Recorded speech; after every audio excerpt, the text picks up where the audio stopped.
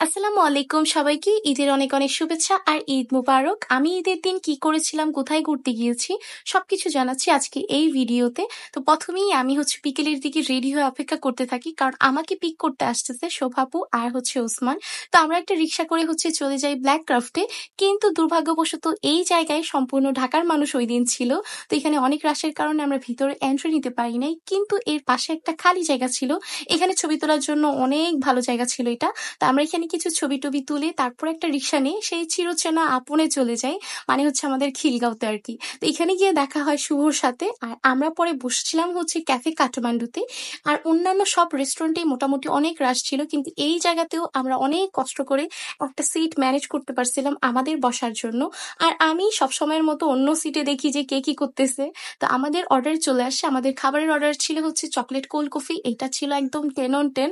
আর এর পাশাপাশি ছিল oven bake chicken mushroom pasta.